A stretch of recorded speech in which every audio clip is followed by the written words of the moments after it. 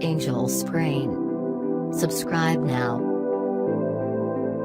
3 best and worst features of the Google Pixel 2 and Pixel 2 XL. Weighing the benefits against the cost and drawbacks of Google's new Pixel phones. Google on Wednesday took the wraps off its new Pixel 2 and Pixel 2 XL phones, the sequels to the first ever Google-designed Android handsets. Both devices look sharp, minimal, and sport what the company says is one of the best mobile cameras on the market, with original Pixel buyers able to testify the device line's prowess in the picture-taking department. But perhaps you're still on the fence. Maybe you own an Apple product, and you're simply fed up with iOS, or have no intention of buying the iPhone 8 or shelling out for the iPhone X. Or perhaps you've been looking for a cleaner, simpler, and bloatware-free Android phone, but not sure you want to get something quite as premium as Pixel 2. It does start at $649, and can get as expensive as $949 for a 128GB Pixel 2 XL. To make the decision easier, we've broken down 3 of the best and worst qualities of the new Pixel and Pixel 2 XL, to make that cost-benefit analysis more clear. Pixel 2 and Pixel 2 XL have the same stellar camera. Don't just take Google's word for it. The Pixel 2's camera really does stand out, more so than last year's model it appears. The Verge's Dieter went hands-on with the Pixel phones prior to the reveal event and came away impressed. If Google can consistently produce similar results to what I've already seen, it has made a big leap over last year's Pixel camera, and stands a strong chance of contending with the dual-lens forward/camera bump system on the iPhone 8, and presumably the iPhone X, he wrote. The best part, however, is that you don't have to choose which camera to get. Like last year's models, the Pixel 2 and Pixel 2 XL have the same single-lens setup. Google decided to only differentiate its pricier XL version with a larger screen and bigger battery. The company also put a lot of the same photo tricks you get with the dual-camera iPhone 8 Plus /iPhone X. That means you get the background blurring bokeh effect on both the front-facing and rear-facing camera on the Pixel 2 phones, without needing the price bump inherent in adding a new component. Google Lens, our stickers, and Assistant Squeeze are promising. The promise of a Google-made phone has always been more in the software than the hardware. Beyond the stock Android you get with a Pixel device, Google this time around is also packing in some powerful artificial intelligence and augmented reality features that will hopefully keep its smartphones competitive with the iPhone and ARKit, and to a lesser extent Samsung and Bixby. On the new Pixels, you will get Google Lens, the company's new on-demand object recognition tool, built in. The Pixel 2 is the first phone to fully support the platform, and Google says it will for now work with a handful of useful-sounding categories like books, movie posters, business cards, and landmarks. Google is also positioning its AR Core framework similarly to Apple's ARKit, and it showed some new AR stickers, including life-sized, cartoony versions of Stranger Things characters, to hammer the point home. Perhaps the strangest, but also most promising, new feature in this category is Google's new Assistant Squeeze activation, in which you apply gentle pressure to the sides of the phone to automatically activate Google's voice-based AI companion. Telling users to squeeze their consumer electronics is a bit odd, but in practice, it sounds like an intuitive way to activate the assistant, which Google hopes will become one of Android's most useful and powerful software differentiator. Plus, with the giant Pixel 2 XL, activating Assistant with a squeeze will work great without needing to reach your thumb over. Always-on display and microphone.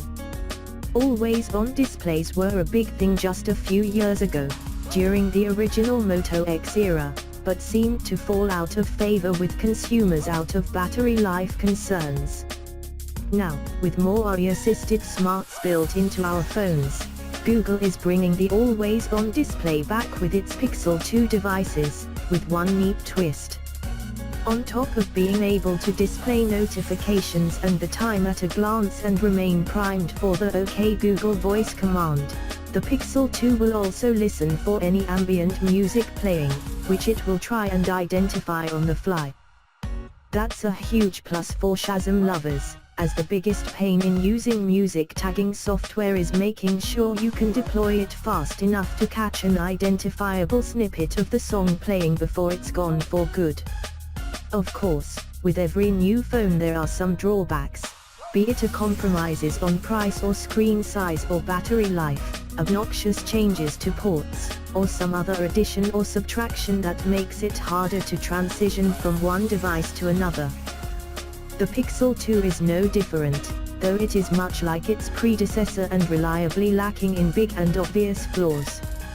Here are some negative aspects of the Pixel 2 and Pixel 2 XL worth considering before upgrading your Android phone or jumping ship from iOS.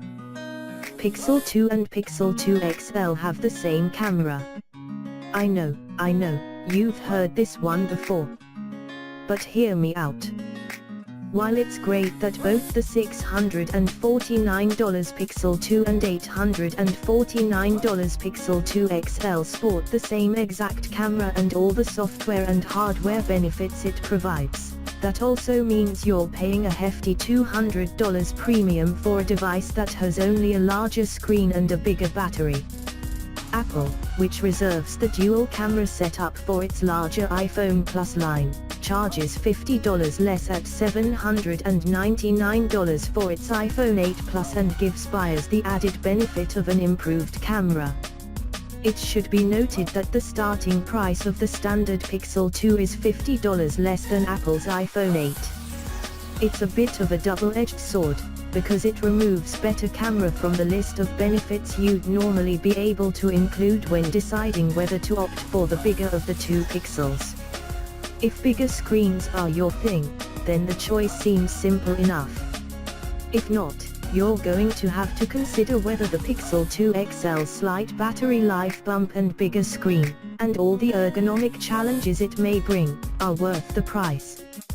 Neither of the new Pixel phones have a headphone jack. This is a controversial one. Following both Apple and other Android phone makers like Lenovo and Echo, Google too decided to scrap the 3.5mm headphone jack on the Pixel 2 and Pixel 2 XL.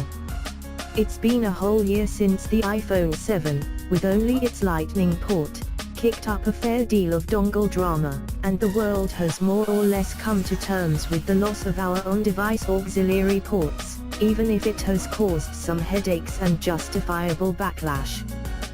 That still doesn't make it any easier for prospective Pixel buyers who really want to charge their phone and listen to music at the same time, or who own expensive pre-USB-C headphones.